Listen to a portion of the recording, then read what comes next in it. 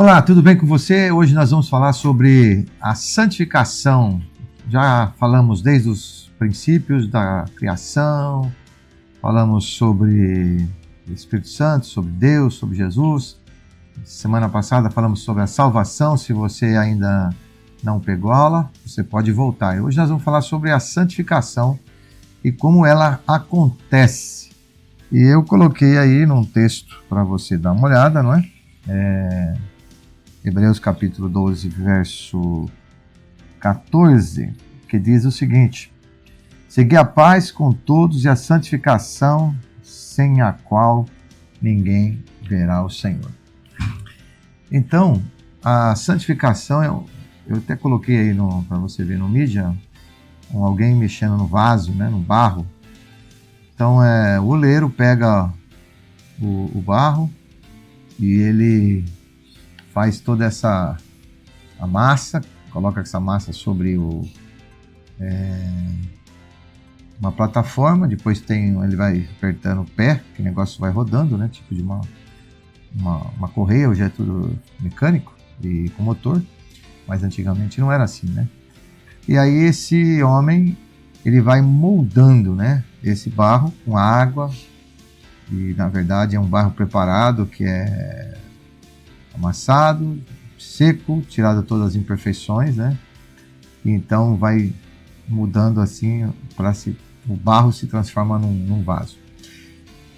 Semana que vem nós vamos falar sobre o processo de hoje santificação, salvação e o processo de permanência, né? A pessoa fica a salvação, ela tem persistência para a pessoa. O que é um ato da salvação? É o ato quando você creu e foi salvo já, não é? Nós já falamos isso semana passada. E aí vem o processo da regeneração e purificação. Então, regeneração é o ato inicial da salvação. A agente da regeneração é o Espírito Santo, como nós vimos lá em João.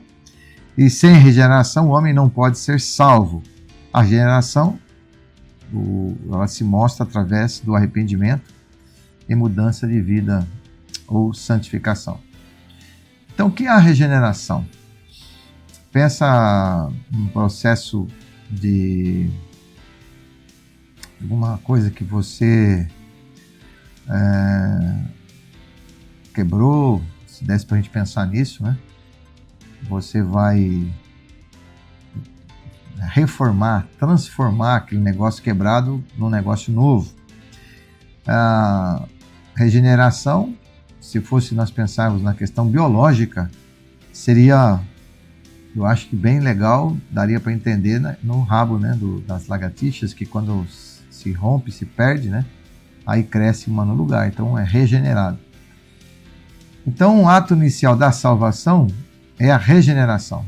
Regeneração é um agente do Espírito Santo na nossa vida. Então você foi regenerado, então é o corpo, tua alma, teu espírito. O espírito vai voltar para Deus, a alma, seu intelecto, sua mente. E a questão da alma, que é a alma que volta para a mente, a alma que é a mente, né? Que você pensamento, ações, emoções. Então tudo isso é um processo único de regeneração. Então a salvação, ela não é só o momento que algumas pessoas pensam, levantou a mão, aceitou Jesus, está salvo. Não, é um processo contínuo de lavagem da palavra na sua vida. Então, uma vez salvo, você vai subir uma escada. Essa escada é a escada da santificação e a escada de uma vida de progresso, de persistência na obra do Senhor. A santificação, ela passa no processo de arrependimento, que é a mudança do pensamento, da alma. Então a palavra alma aqui É tudo aquilo que você tem no teu interior.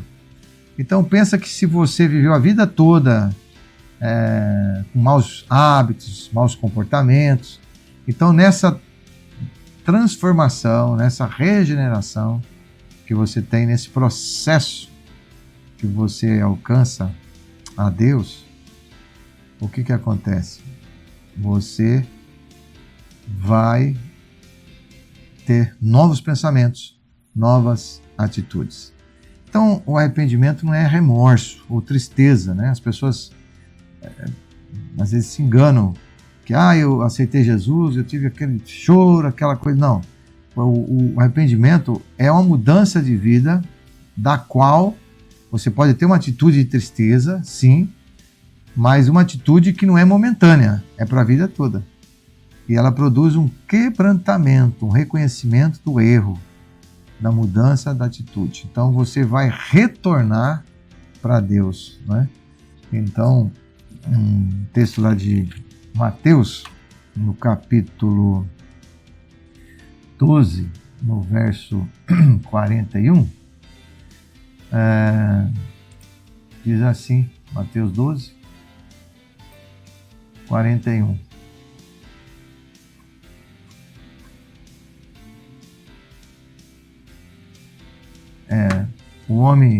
Os homens de Nínive se levantaram no juízo com esta geração e condenaram, pois eles se arrependeram com a pregação de Jonas, e agora está aqui o que é maior que Jonas. Então Jesus, falando sobre esse arrependimento lá da cidade de Nínive, ele fala dessa atitude de volta para com Deus. Então Jesus pregava sobre arrependimento, os apóstolos pregavam sobre arrependimento. O próprio João Batista pregou muito sobre isso, né? Arrependei-vos. Ele era bem enfático e duro, né? Raça de víboras.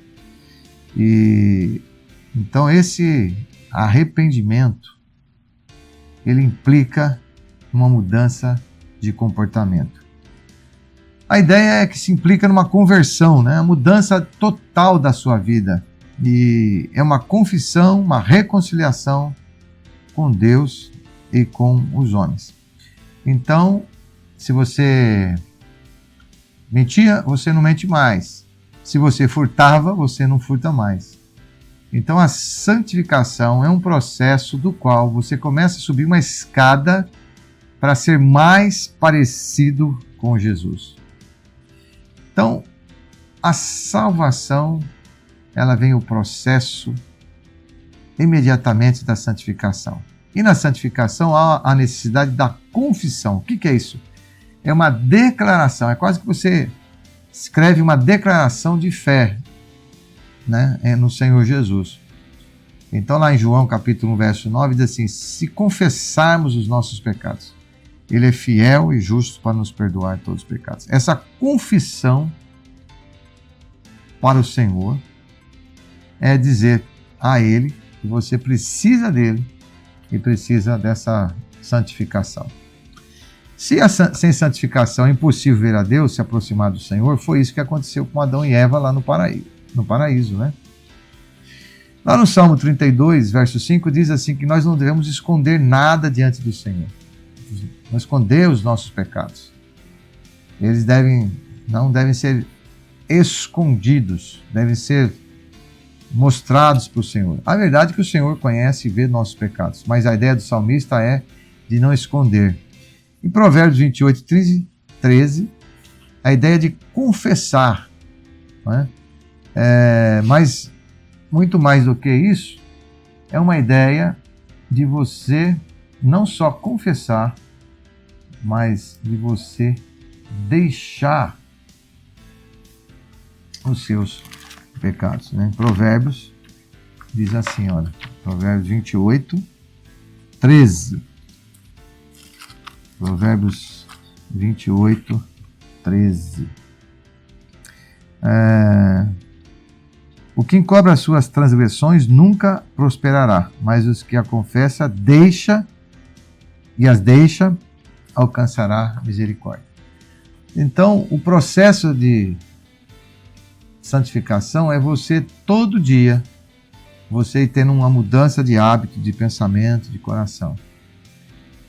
Nesse processo, nós temos a atitude da mente, mas também temos a atitude do corpo. Deixar as coisas erradas. Lá João, na primeira carta, segunda carta e terceira de João, João escreve contra um grupo que dizia o seguinte naquela época, que a carne era fraca e a mente, a alma que era salva. Então a mente, a alma, né, o corpo é ruim, mas a mente é boa, o espírito está sempre pronto para o Senhor. E então eles procuravam viver uma vida meio dissoluta. Então João escreve lá dizendo assim, aquele que vive no pecado, né, vive pecando. Essa ideia de ser pecadeiro, quer dizer, uma pessoa que vive sempre no pecado constante não pode entrar no reino de Deus. Porque o salvo, ele foi levado na cruz, foi lavado, mas ele tem dentro de si o processo de transformação. Quando você entender, talvez, você pega uma árvore, você tem que fazer um enxerto, né? Então você pega lá uma laranja ruim, uma laranja cavalo, que as pessoas falam, e você faz um enxerto de uma laranja boa, vamos pensar uma laranja baiana. Mas no tronco velho continua o tronco ruim. Então se você não cuidar dos galhos que vão nascendo, vai sufocar a laranja boa que está se formando. Então é exatamente isso, né? Ainda você tem esse tronco negativo dentro de você, mas precisa deixar o processo da santificação ir crescendo para você ser liberto. Jesus disse, se você não se converterdes dos seus maus caminhos, vocês não poderiam entrar no reino de Deus.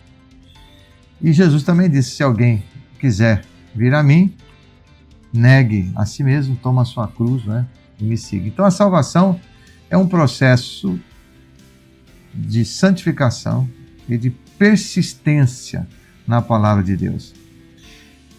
A santificação nos leva à reconciliação e à busca de acertos com o Senhor.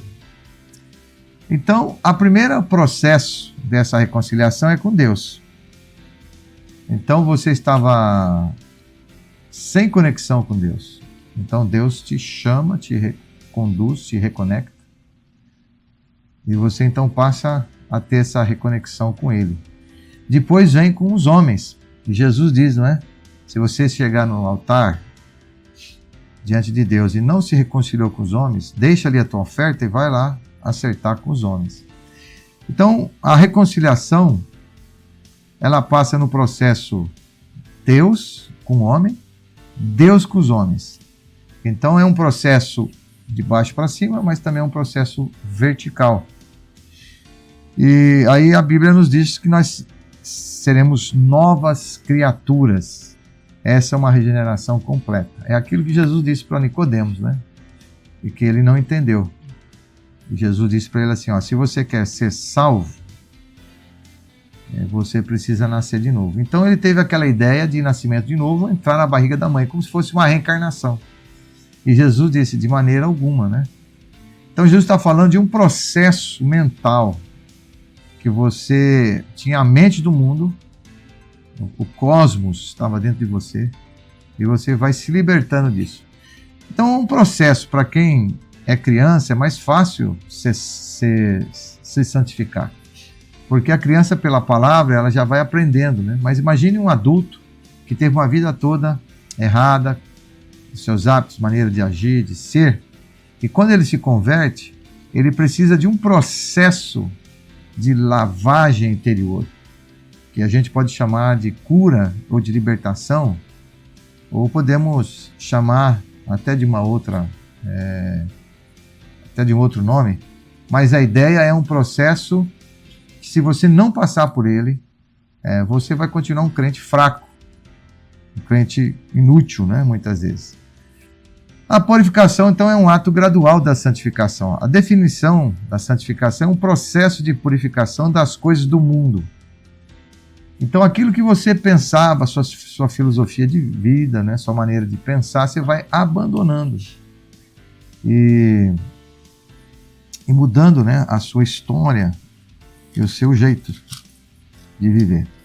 A carta de 1 Pedro, no capítulo 1, verso 1, 14, 1 Pedro 1, 14 a 16, ele diz assim: como filhos obedientes, não vos conformando com a consciência, ou com o desejo, né, que antes havia em vossa ignorância, mas como é santo aquele que vos chamou, sede também santos em toda a vossa maneira de viver. Então, muitas vezes as pessoas se convertem e elas continuam batendo naquela teclazinha que Deus é bom, né? Jesus é amor, e elas continuam vivendo uma vida dissoluta, desregrada, errada, como o filho pródigo. Mas se aquele filho pródigo não se arrependesse, o que seria dele? Então o arrependimento nos traz para uma nova luz, uma nova verdade, né? Que é a santificação. Então a Bíblia diz que a santificação é a vontade de Deus. Então Deus tem uma vontade que nós nos aparecemos mais com Jesus, ficamos mais parecidos com Jesus. E há um processo da palavra, nós precisamos dessa palavra de Deus. E qual é a palavra de Deus que nos purifica? É a própria palavra, é o Logos de Deus. A palavra rema é diferente da palavra Logos, mas é a palavra que tem o poder, né? A palavra nos purifica. E Paulo, escrevendo na sua carta aos Efésios, e ele diz o seguinte, né? Efésios capítulo 5, o versículo de número 26, ele diz o seguinte, Efésios 5, 25 e 26. Vamos ver aqui, capítulo 5 de Efésios. Essa carta é muito boa, ele fala sobre a armadura de Deus, né? E no verso 25 e 26, ele diz assim, ó, para santificá-la, tendo purificado pelo lavar da água mediante a palavra. Maridos, ame a sua mulher assim como Cristo amou a igreja e entregou-se por ela, para santificá-la. E aí o texto, no momento final, diz, mediante a palavra. Então, o conhecimento implícito da palavra, que você vai absorvendo e lendo, ela entra dentro de você. Então, quando você memoriza a palavra, você guarda a palavra, ela muda a história da sua vida. E ela nos liberta do engano do pecado, né? Então, a Bíblia nos dá a direção, a palavra nos dá o caminho, a gente acaba sendo livre dos erros que a gente às vezes nem sabia. Por exemplo, há uma passagem na Bíblia que diz assim, né? Não sejais fiador de ninguém. Então, antes que você for, melhor você ficar atormentando essa pessoa noite e dia para que essas coisas acabem. Está lá na palavra de Deus, né? Então, por quê? Porque Deus nos quer pessoas, né, sem dor de cabeça, sem preocupações, e a palavra nos molda. Então a palavra nos molda o nosso caráter, e ela é progressiva,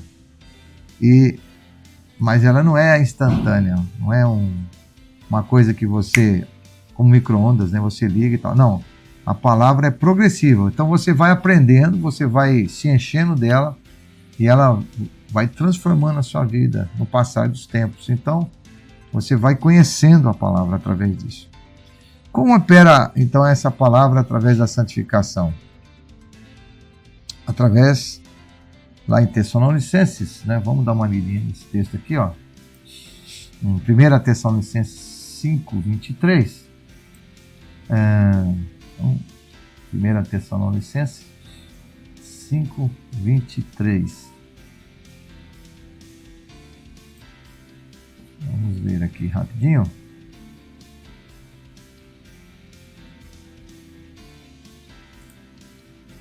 Então, o texto diz o seguinte: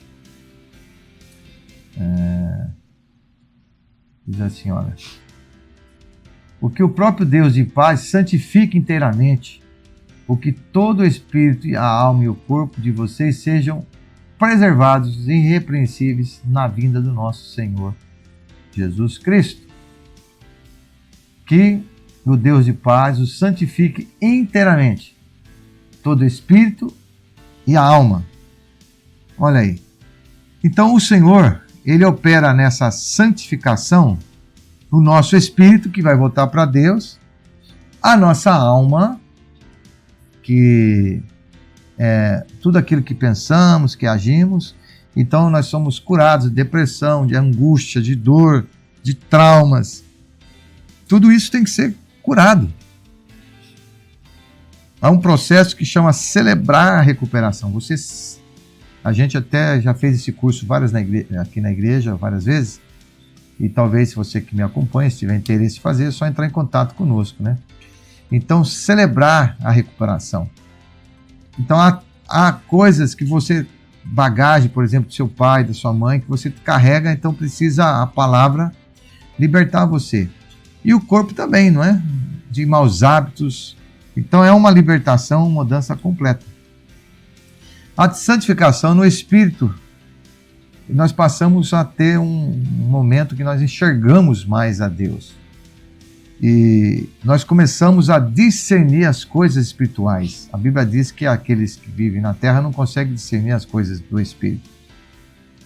E a Bíblia também nos diz que o espírito santificado, a sua inclinação é para a vida e para a paz. E a nossa convivência, não é, com Deus se torna pacífica e santa. Numa certa ocasião, numa tribo, alguém disse assim, né, um dos índios, um pregador, disse assim: pregador, dentro de mim tem 2 cachorros brigando, um cachorro bom e um cachorro mau. Como é que eu faço para que o cachorro do bem ganhe? Ele disse assim: dá mais comida, né, para o cachorro do bem, você vai ter vitória. Então a santificação é o processo de você dar comida espiritual para o seu espírito, para a sua alma, e você vai vencer isso tudo. A santificação na alma e mente, ela passa por um processo de renovação no nosso entendimento. Então aquilo que eu não compreendia, eu começo a compreender.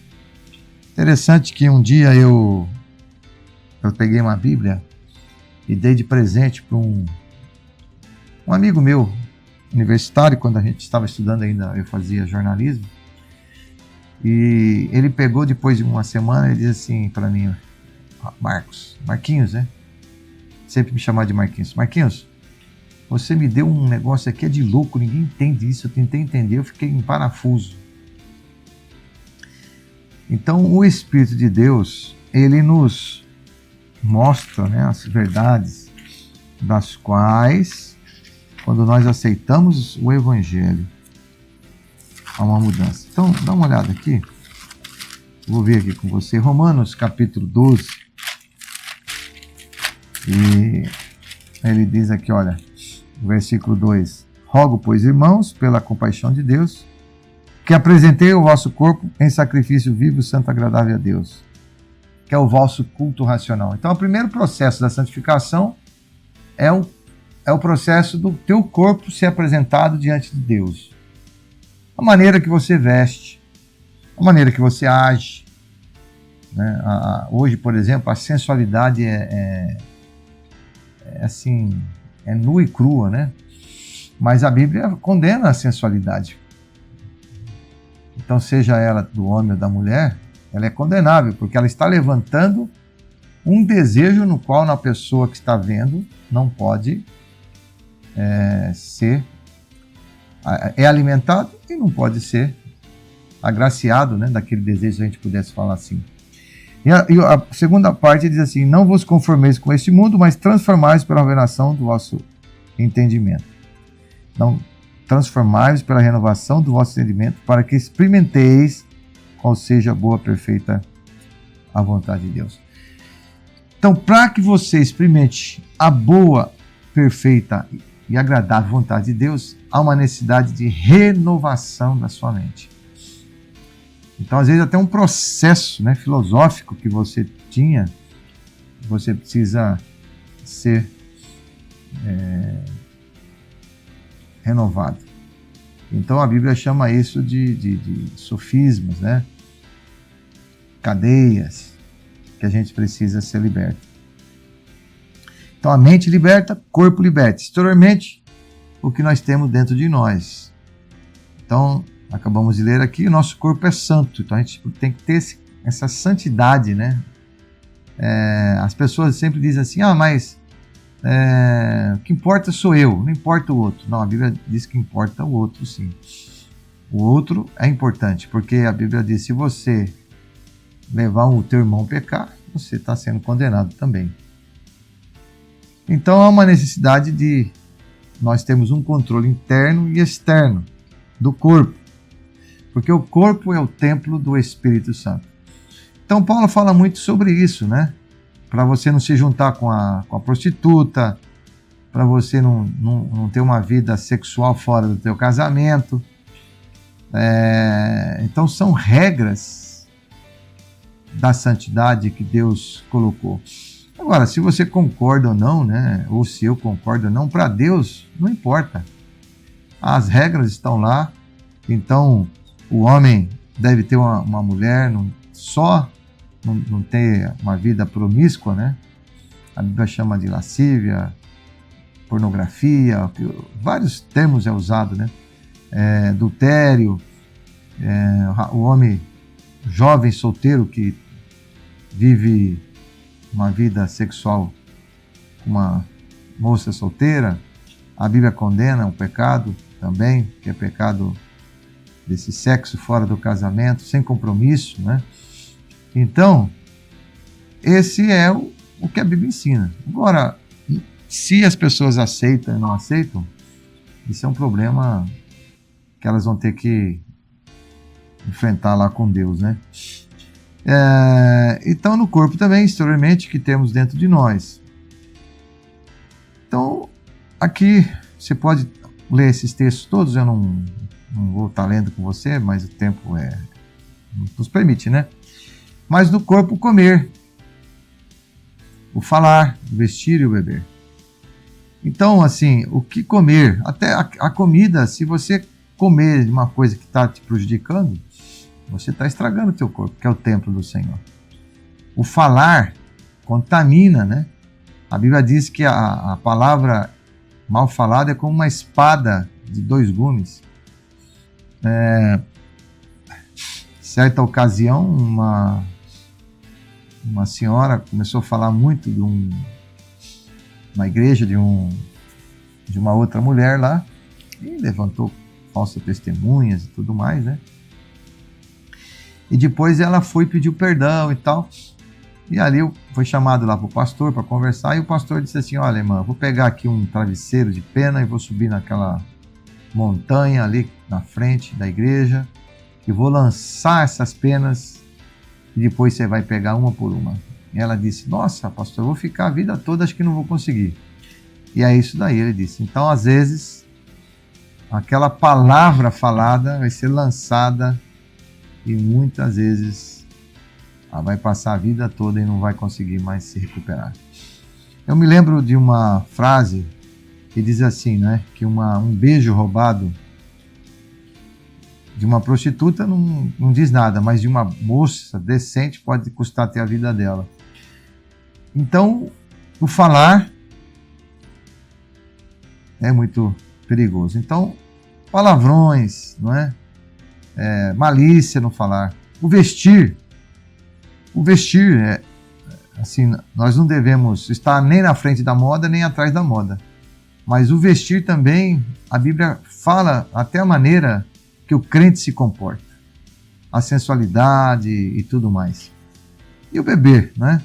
A Bíblia fala da bebida alcoólica, de como ela deve ser usada lá em Provérbios, mas não é só a bebida que faz mal para o homem, né? O refrigerante, tantas coisas mais que se a pessoa ela não souber na vida dela. Bom, a santificação, então, para a gente encerrar, é esse processo que ele acontece. A salvação acontece no ato, né? Então vamos lá, salvação, ato, momento que você conheceu a Jesus. Santificação, processo gradual para a vida toda.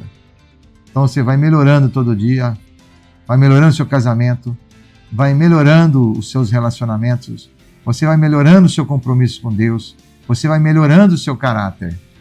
E se você passou a vida toda e não fez isso, sinto muito, né? A escola que você aprendeu aqui nessa terra foi falha. Deus te abençoe. Pensa nisso aí. Semana que vem estaremos juntos. Grande abraço. Fica com Deus.